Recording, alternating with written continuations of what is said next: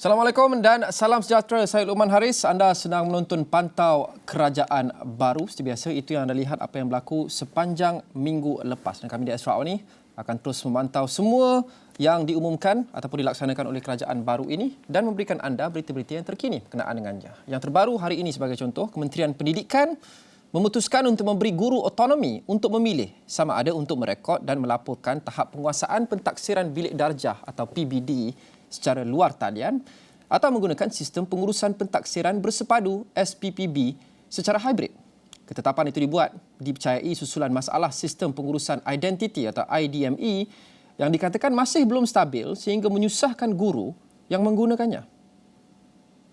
KPM dalam pernyataan hari ini berkata template baru untuk pengisian pentafsiran bilik darjah bagi pelaporan ujian akhir sesi akademik 2022-2023 secara luar talian akan disediakan sebagai alternatif. Pada masa sama, KPM menyatakan ia komited mengurangkan beban tugas guru dan memastikan kebajikan pendidik terpelihara. Minggu lalu, Menteri Pendidikan Fadlina Siddiq dilaporkan berkata, sistem berkenaan ditutup sepanjang hujung minggu bagi memberi semua pihak bertenang seketika. Beliau terus memaklumkan bahawa beberapa langkah akan diambil supaya ia dibaiki dengan segera. Persatuan Perkhidmatan Perguruan Kebangsaan Semenanjung Malaysia NUTP sebelum ini menggesa KPM untuk menangguhkan penggunaan IDME yang dikatakan belum sesuai untuk kegunaan guru mengisi markah ujian akhir sesi akademik.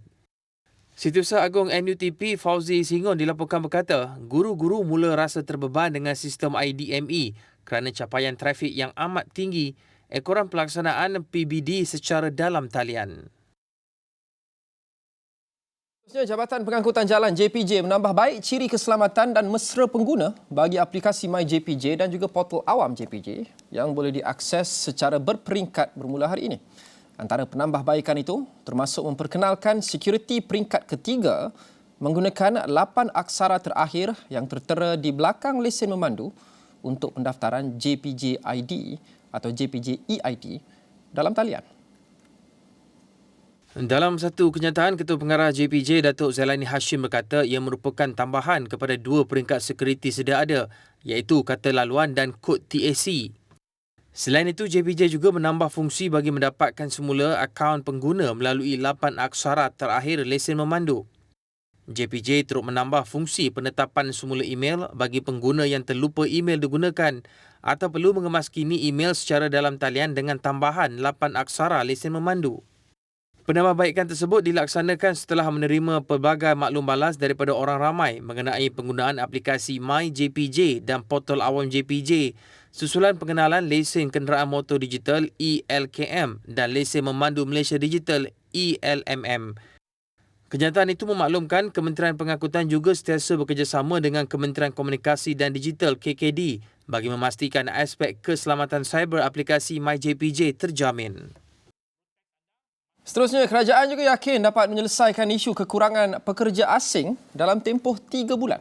Menteri Sumber Manusia V. Sivakumar berkata bagi tujuan itu, kerajaan telah melaksanakan pelan kelonggaran penggajian pekerja asing bermula 17 Januari lepas.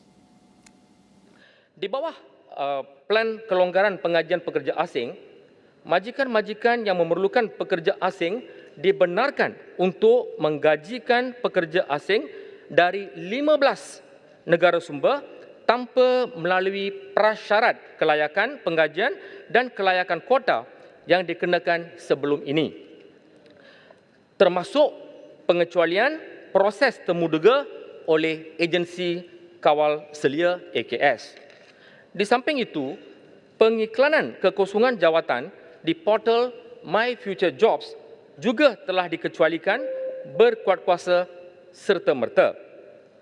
Kementerian Sumber Manusia akan memproses dan memberi kelulusan permohonan penggajian pekerja asing dalam tempoh 3 hari bekerja daripada tarikh permohonan diterima. Dengan pelaksanaan pelan kelonggaran penggajian pekerja asing ini, kerajaan menjangkakan masalah kekurangan pekerja asing akan dapat diatasi dalam tempoh 3 bulan. Sekian, terima kasih. Beliau berkata demikian bagi menjawab pertanyaan Lim Guan Eng, PH Bagan, berhubung usaha kerajaan untuk mempercepat kemasukan dan masalah kekurangan pekerja asing serta bilakah masalah kekurangan pekerja asing dapat diselesaikan. Menurut Siva Kumar, pelan itu membabitkan 5 sektor atau subsektor yang kritikal, iaitu perkilangan, pembinaan, perladangan, pertanian dan perkhidmatan restoran sahaja. Seterusnya, Kementerian Kemajuan Desa dan Wilayah menjayakan keusahawanan anak muda bagi memperkasakan golongan tersebut di desa maupun di luar bandar. Timbalan Perdana Menteri Datuk Seri Ahmad Zahid Hamidi berkata KKDW bekerjasama dengan 12 kementerian lain untuk mencapai misi itu. Ahmad Zahid menjelaskan KKDW telah menggariskan 8 strategi utama dengan melibatkan 16 program dalam usaha memperkasakan golongan belia di desa. Dalam hal ini, kita lihat bahawa terdapat kolaborasi dengan kementerian-kementerian yang lain dan kita tidak mengambil pendekatan untuk mendepani permasalahan di desa atau luar bandar ini secara silo. Sebaliknya, keterangkuman kita adalah melibatkan kolaborasi dengan kementerian-kementerian lain juga. Terima kasih. Beliau menjawab soalan Datuk Seri Noraini Ahmad BN Parit Sulong yang bertanya mengenai pembaharuan yang dibawa kementerian dalam menjadikan KKDW mesra anak muda dan cakna kepada isu kemaslahatan dan kemajuan desa. Ahmad Zahid yang juga Menteri Kemajuan Desa dan Wilayah berkata beberapa inisiatif turut dilaksanakan termasuk program Start Right PSR serta pembaharuan dalam pemerkasaan pendidikan dan latihan teknikal dan vocational TVET.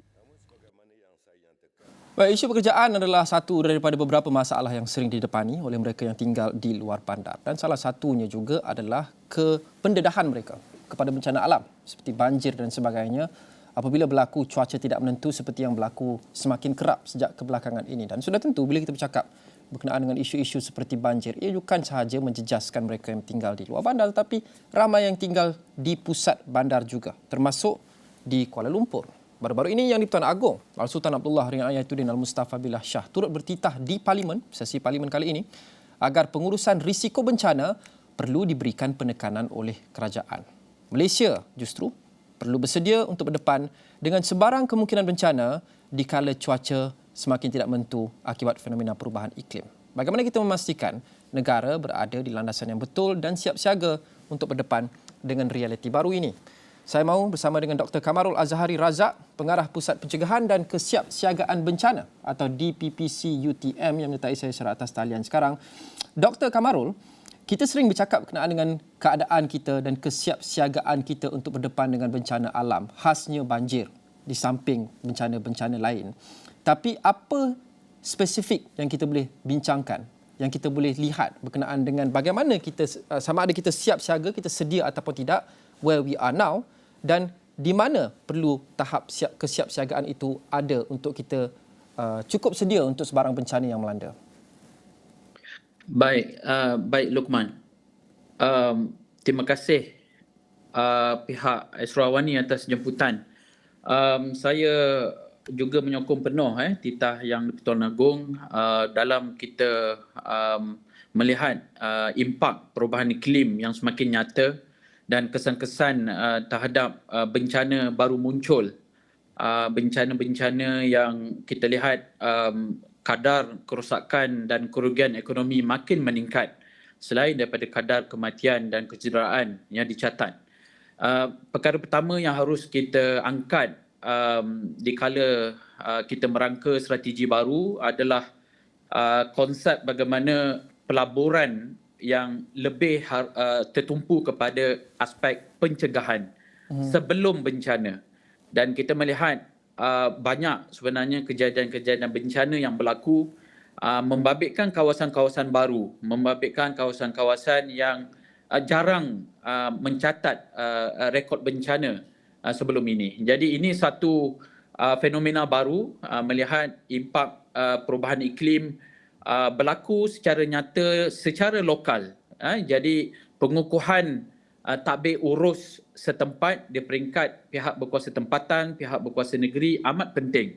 Selain daripada meningkatkan kadar jumlah pelaburan, bajet-bajet untuk pelaksanaan program-program berbentuk pencegahan. Itu yang pertama, Luqman. Dan yang kedua, saya berpandangan apabila kita memperkatakan kesiapsiagaan bencana, kita harus memperkasakan komuniti setempat. Mereka lah sebenarnya frontliner. Barisan pengurusan kampung, ketua-ketua kampung, penghulu-penghulu, mereka harus ditingkatkan kapasiti, dibekalkan aset-aset yang baik, dan juga agensi-agensi yang berada di lapangan. Sebagai contoh Angkatan Pertahanan Awam, bomber, polis, JKM, mereka yang berhadapan dengan mangsa ini juga harus ditingkatkan kapasiti. Kadar-kadar aset-aset baru, infrastruktur yang perlu ditingkatkan tahap pelaburan dalam kita menghadapi bencana yang mungkin lebih berskala besar di masa hadapan. Dan yang ketiga daripada saya, kita melihat dalam konteks culture, budaya kita harus berpindah daripada risiko kepada daya tahan.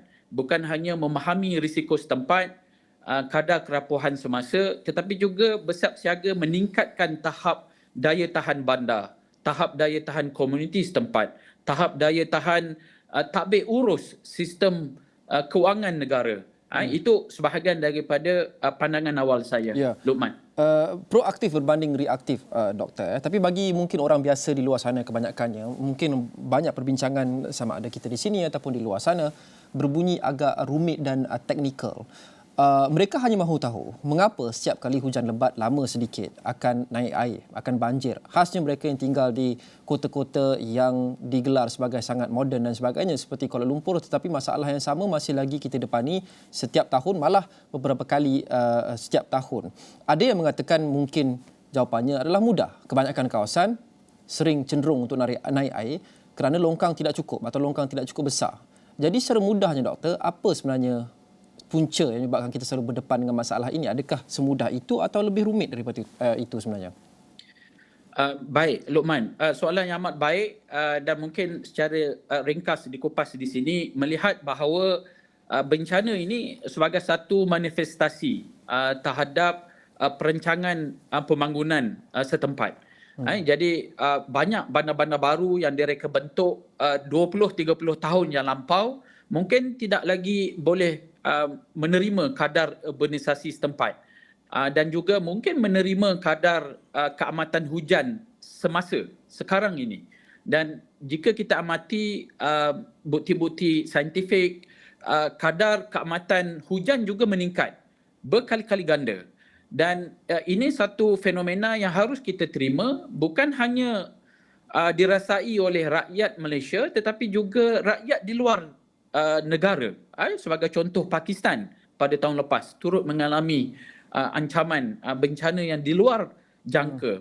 Jadi dalam erti kata kita ingin melihat secara praktikal impaknya, setiap individu masyarakat yang berada di negara ini, sama ada berada di kota, berada di bandar, luar bandar, di kampung, harus menerima kenyataan setiap individu perlu bersiap siaga, perlu mencari alternatif. Di manakah data-data ini? Apakah bentuk-bentuk amaran ini? Bagaimana bentuk-bentuk amaran ini diterjemahkan kepada tindakan? Kita bermula daripada individu, diri kita, dan mungkin kita boleh besarkan tindakan itu di peringkat keluarga kita dan dibesarkan, diperluaskan di peringkat komuniti setempat. Begitulah konsep asas bagaimana pengukuhan harus bermula daripada akar umbi. Ya, Doktor, itu saya faham poin itu, tapi mungkin ramai yang bertanggapan sedikit berbeza. Kita faham bahawa rakyat biasa juga perlu cakna berkenaan dengan apa yang mereka boleh lakukan.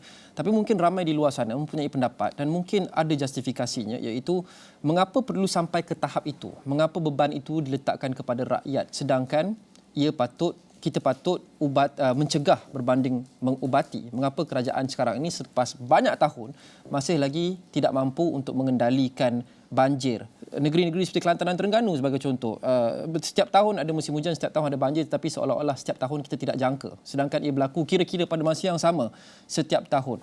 Doktor sebut Ustaz tadi satu poin yang menarik, iaitu mungkin kebanyakan pembangunan urban kita adalah pembangunan yang didasarkan kepada data ataupun dilakukan 30 hingga 40 tahun yang lepas.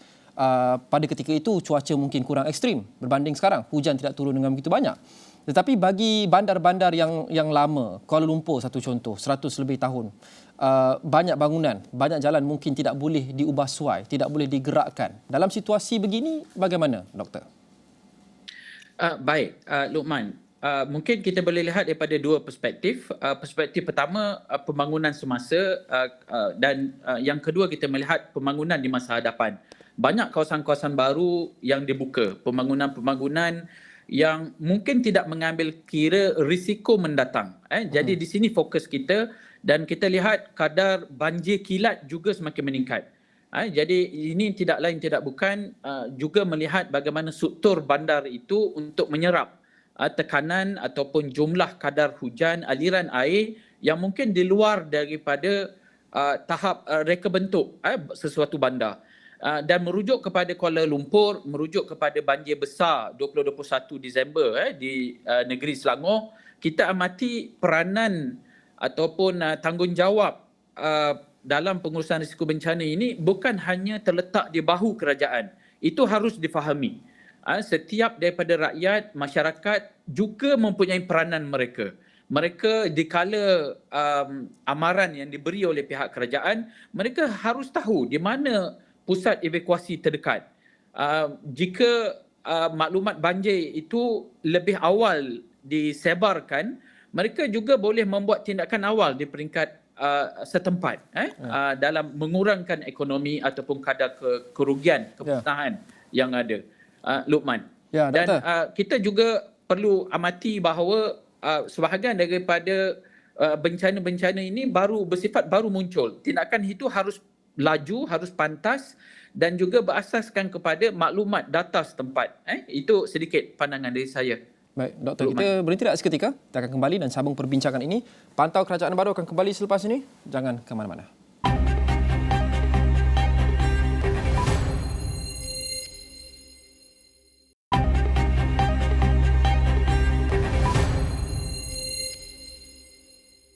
Bertemu kembali dalam Pantau Kerajaan Baru, saya Luqman Haris. Kita berbincang berkenaan dengan titah Yang Tuan Agong Sultan Abdullah Riang Ayatuddin Al-Mustafa Billah Shah menggesa ahli parlimen dan juga kerajaan untuk meningkatkan kesiapsiagaan negara untuk menghadapi bencana alam. Sudah tentu, ramai antara kita yang sedia maklum berkenaan dengan bencana-bencana alam yang kita hadapi semakin kerap sekarang ini, seperti banjir di Lembah Kelang dan juga beberapa negeri lain pada Disember 2021 dan dijangka akan terus meningkat dengan perubahan iklim. Saya berbincang dengan Dr. Kamarul Azhari Razak, Pengarah Pusat Pencegahan dan Kesiapsiagaan Bencana atau DPPC UTM. Doktor, sebelum berehat sebentar tadi, Doktor mengatakan kita perlu fokus, rakyat juga perlu fokus untuk tahu peranan mereka dalam banjir dan mungkin kebanyakan bandar yang kita bangunkan di Malaysia sejak mungkin 50-60 tahun lepas tidak dibina dengan keadaan cuaca hari ini dipertimbangkan. Jadi cuaca sekarang ini sudah tentu berbeza dengan beberapa dekad yang lalu dan doktor juga mengatakan bahawa pembangunan baru perlu mengambil kira perkara ini.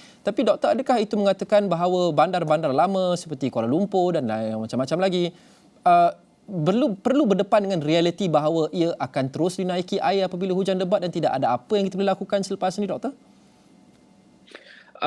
Luqman, baik. Pertama, saya melihat bahawa bandar-bandar ini perlu direjuvenasikan. Konsep pembangunan yang berasaskan risiko ini harus diterapkan.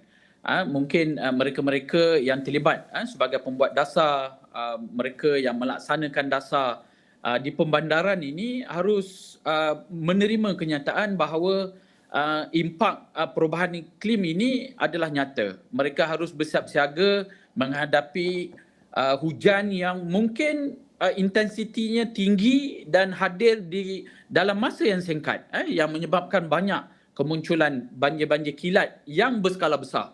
Ini yang pertama. Kenyataan itu harus diterima dan disusuli dengan tindakan bentuk-bentuk mitigasi yang mungkin boleh dibayai di peringkat perbandaran. Yang kedua, saya berpandangan bahawa proses rejuvenasi itu juga harus rentas sektor. Bukan hanya pihak DBKL sebagai contoh, pihak kerajaan, tapi juga pihak-pihak swasta, ahli-ahli perniagaan, mereka yang menjalankan perniagaan di bandar-bandar di kota-kota ini juga boleh menyumbang sebahagian daripada apa yang kita rujuk sebagai agenda perubahan, agenda pengurangan risiko bencana, disaster risk reduction. Kerana setiap peranan sektor-sektor awam swasta ini memberi manfaat langsung kepada masyarakat. Dan kita harus memahami bahawa impak ini juga jika dikongsi bersama, kita boleh mengurangkan bebanan itu. Kita boleh meningkatkan tahap daya tahan setempat. Dikala kita menghadapi bencana besar di masa hadapan, kadar-kadar banjir kilat yang mungkin di luar biasa, tetapi kadar kerugian ekonomi, kadar kerosakan juga boleh diminimalkan. Ini sebahagian daripada konsep agenda DRR ini yang mungkin perlu diangkat oleh sebahagian besar daripada sistem pemandaran sedia ada. Luqman. Doktor sebut sebentar tadi rentas itu. Rentas tu kata kunci yang menarik bagi saya kerana ramai yang berkata antara punca respons sewaktu banjir besar Disember 2021 kurang baik atau lambat adalah ia melibatkan banyak badan dan agensi yang berlainan, di samping ia melibatkan bidang kuasa kerajaan persekutuan dan juga kerajaan negeri. Adakah Prof merasakan perlu berlaku sedikit sentralisasi dalam pengendalian bencana alam untuk memastikan semuanya lancar dan semuanya dapat respons dapat kita berikan dalam masa yang singkat? Baik. Pandangan yang mungkin boleh kita kupas di sini, sebahagian besar di peringkat global melihat inisiatif beralih arah. Mereka sebenarnya memberi sure agar decentralization, proses bagaimana kita harus mempertingkatkan, memperkukuhkan pihak berkuasa tempatan. Dikala kita juga harus mempertingkatkan kapasiti agensi pengurusan bencana negara sebagai contoh, Angkatan Pertahanan Awam, pihak bomber, pihak polis. Tetapi di peringkat lokal, pengurusan kampung, pengurusan taman, pengurusan komuniti setempat juga harus dikukuhkan. Bagaimana sistem pemandaran, majlis daerah, majlis pemandaran, Dewan Bandaraya, unit-unit tadbir urus ini harus dikukuhkan, dibekalkan data, ditingkatkan pelaburan agar keputusan-keputusan yang dibuat berasaskan bukti lapangan, berasaskan data-data saintifik. Ini satu konteks yang juga diangkat, dipromosi di peringkat antarabangsa. Yang pertama, Luqman. Yang kedua, saya melihat isu ini juga boleh dikupas dan dilihat dalam konteks bagaimana kadar ataupun impak skala bencana yang kita alami ini rentas sektor. Mereka yang menjalankan perniagaan juga tidak dapat menjalankan perniagaan. Ada gangguan kepada perniagaan. Jadi kita lihat banyak pelan-pelan pengurusan risiko bencana ini tidak diarus perdanakan. Dia hanya bersifat locality, hanya boleh diakses oleh sebahagian daripada pihak. Sepatutnya peta-peta bahaya, peta-peta ini juga boleh dilihat, dirujuk oleh pihak-pihak komuniti setempat. Jadi mereka boleh meningkatkan tahap pemahaman tentang risiko setempat berasaskan kepada data tadi. Itu contohnya peta bahaya, Luqman. Yang kedua, kita juga melihat bahawa kesan dan impak ini juga membabitkan pihak ketiga. Dalam konteks ini adalah selain daripada sektor awam, swasta, adalah juga sektor NGO. Mereka yang boleh membantu memberi respon ataupun bantuan kepada bantuan kerajaan dengan lebih cepat, lebih pantas, dan juga sumbangan-sumbangan daripada rakyat Malaysia juga amat baik dikala kita menghadapi bencana. Jadi sektor awam, swasta dan juga civil society, NGO, CSO ini juga harus dipertingkatkan secara ampuh. Dikala kita melihat sebahagian daripada rakyat kita kurang cakna, mereka masih menanti bencana berlaku, barulah tindakan akan dibuat. Ini sebahagian daripada strategi yang rentas sektor yang perlu diangkat dan juga diperkasakan, Luqman. Baik. Terima kasih Dr. Dr. Kamarul Azhari Razak, Pengarah Pusat Pencegahan dan Kesiapsiagaan Bencana atau DPPC UTM. Sudah tentu kami akan terus pantau semuanya dalam Pantau Kerajaan Baru, tapi juga di semua rancangan kami di saluran 501 Astro Awani, dan rangkuman semua anda boleh baca di astroawani.com. Kita jumpa lagi. Assalamualaikum dan salam hormat.